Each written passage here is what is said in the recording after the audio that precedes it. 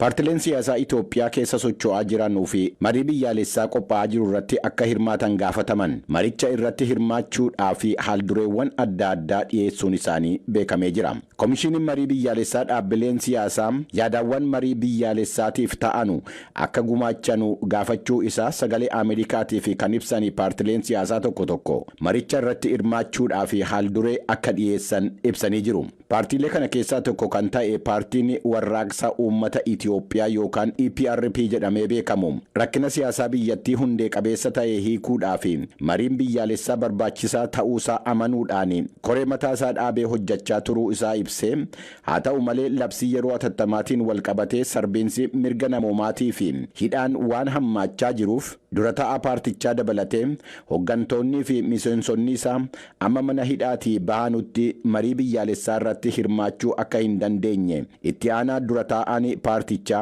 Maggaabii Biluu Abrahaa Imaanoot sagalee Ameerikaatti himanii jiru.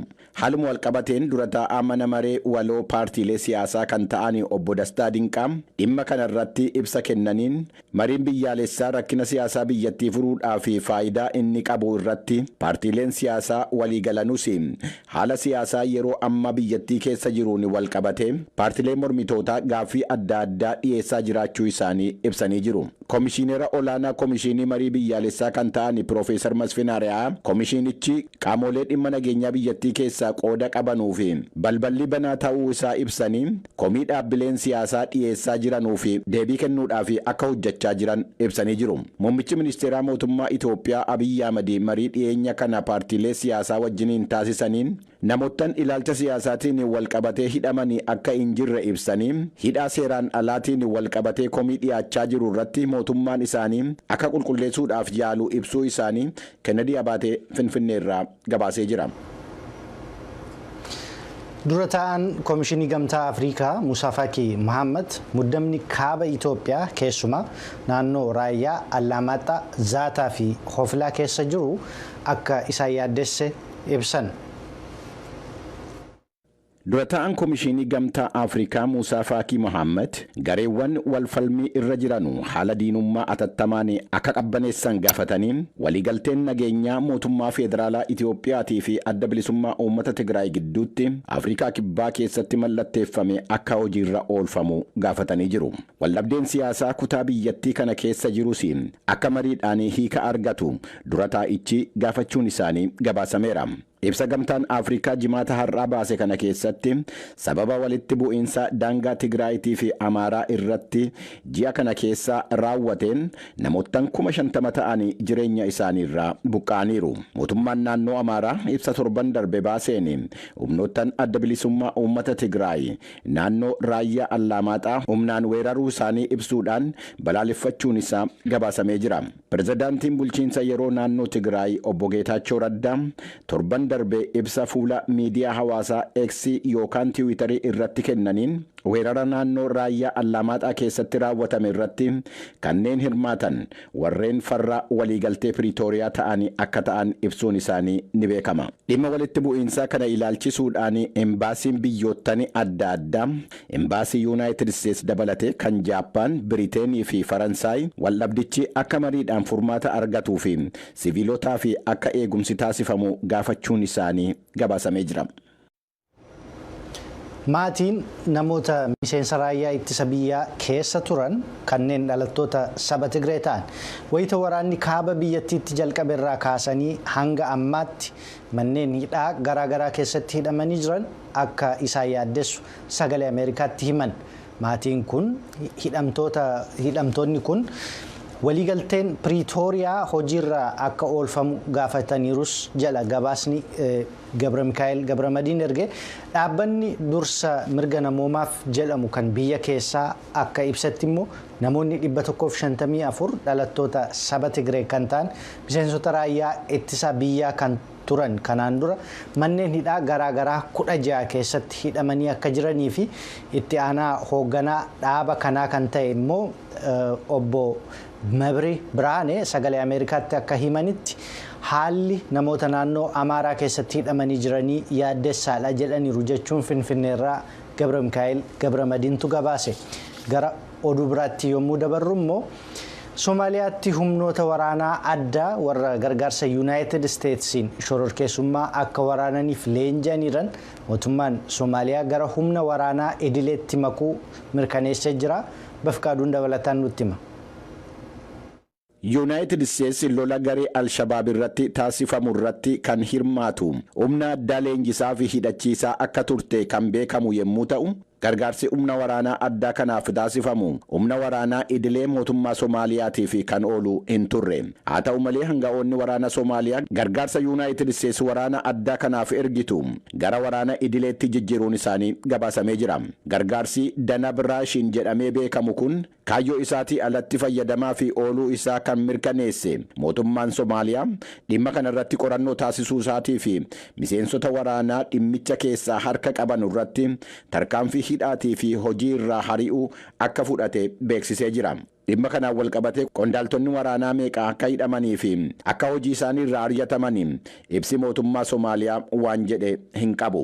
Gargaarsi mootummaa United States kaayyoo isaarraa maqsamuu isaa kan beeksise mootummaan Somaaliyaa dhimmichi kan raawwatame yoomii jalqabee akka ta'ee fi gargaarsa akkamii irratti akka raawwatame addaan baasee hin beeksifne. Dhimma kana ilaalchisee sagaleen Ameerikaa ministeera ittisaa mootummaa Somaaliyaa Abdulqaadir Mahammad Nuurii fi imbaasii United States Moqaadishootti argamurraa deebii argachuudhaaf yaaliin taasise akka hin milkoofne beekameera.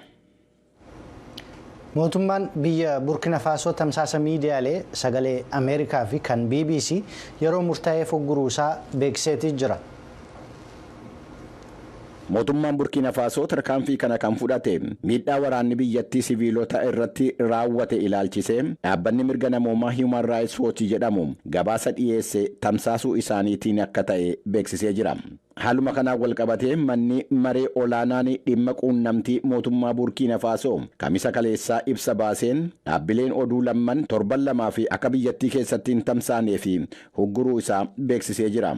Tamsaasa sagalee Ameerikaatii fi BBC akkasumas kan Human Rights Watch karaa marsariitiitiin Burkina Faso keessatti argachuun akka hin danda'amne taasifamuun isaas gabaasamee jira. Mootummaan loltootaa Burkina Faso bulchaa jiru kanaan duras dhaabbilee miidiyaa biyya Faransaay LCI fi France 24 jedhamanu akkasumas dhaabbata raadiyoo addunyaa France gaazexaa France Le Monde jedhamuu fi barruu je'uun Afrikee jedhamu irra oggurii kaa'ee jira. VON Burkina Faso ilaalchisee gabaasa dhiyeesse irratti akka gaabbii hin qabnee fi gabaasa madaalawaadhaa fi qabeessa ta'e dhiyeessuu akka itti fufu daayirikteera yeroo VOA kan ta'an John Lipman kan ibsan yommuu ta'u, waa'ee tarkaanfii oggurii kana irratti hanga'oota mootummaa biyyattii irraa ibsa dabalataa argachuudhaaf yaaliin VON taasise akka deebii hin arganne ibsamee jira.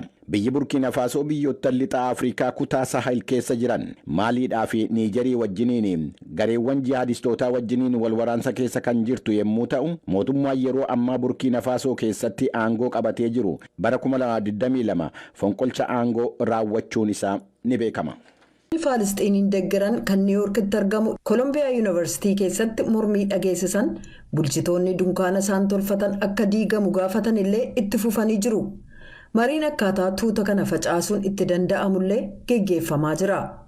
Kamisa darbe yuunivarsiitiiwwan guutuu biyyattii keessatti barattoonni 100 ol ta'an to'annoo jala oolaniiru. Mormiin kun kan mudate yeroo bulchitoonni manneen barnootaa sochii farra Yihuudootaa geggeeffamu akka to'atan dhaamsa dabarsaa jiranitti. Sagaleen Ameerikaa ennaa Kolombiyaa Yuunivarsiitii keessatti ijoolleen to'annaa jala oolan ijaan argee jira. Mormituun maqaa ishee ibsuu hin barbaanne tokko gaaffii barattootaa keessaa muraasa tuqxee jirti.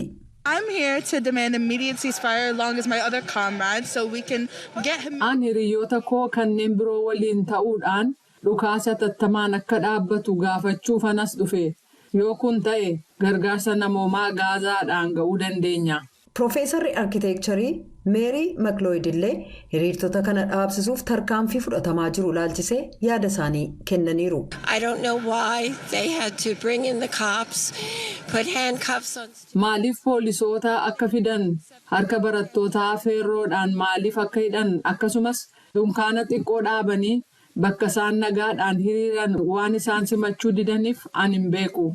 Barattuu Kolombiyaa Yuunivarsiitii lammii Arjentiinaaf juushee akka taate of beeksiftu Ruut Kaatiyaa Roobels haala kana akka addaatti ilaalti. It's very scary. I can't concentrate during the class because they're screaming all day. Baay'ee nama sodaachisa. Guyyaa guutuu iyyaa waan oolaniif barnoota irratti fuulleffachuu hin dandeenye. Ani juushiidha ofiin jechuu nan sodaadha. Sababiin isaas leellistootatu jira. Suuraa Hamaasiin deeggaru qabatanii jiru. Mormiin kun mooraalee barnootaa kanneen biroo Yuunaayitid Isteetsi keessa jiranitti illee babal'ateera. Kibxata darbe barattoota Kolumbiyaa Yuunivarsiitiif Yeel keessaa to'annaa jala oolan deeggaruuf jecha dunkaanni Yuunivarsiitii Kaalifoorniyaa Berkilee keessa dhaabatee ture. As magaalaa guddoo biyyattii Waashingtan DC keessatti barattoonni Ameerikaan Yuunivarsiitii sadarkaa biyyaatti hiriira deeggarsa Faalisxiin geggeeffame irratti kanneen argaman yaada isaanii walabummaan akka hin ibsanne ugguran jechuudhaan poolisoota mooraa keessaa balaaleffataniiru. It's a new policy, a new directive, which banned indoor protests. Kun imaammata haaraa, qajeelfama haaraa fi muuxannoo Ameerikaan Yuunivarsiitii keessatti yeroo dheeraaf ture kan mooraa ofii keessatti mormii dhageessisuu dhorkuudha. Barreeffamni yookaan filaayeriin akkamii akka raabsamuuf beeksisi akkamii mooraa keessatti akka maxxanfamu to'ata qajeelfamni haaraan kun. Ameerikaan Yuunivarsiitiin VOA'f ibsa kenneen qajeelfamni sun hojiirra waanti ooleef nageenyaaf miira barattootaa deeggaruuf jecha mirgaaf yaada ofii itti gaafatamummaadhaan ibsuu deeggaruu itti fufnaa jedha ibsichi. Namoonni siyaasaa kana gamaaggamaniiru.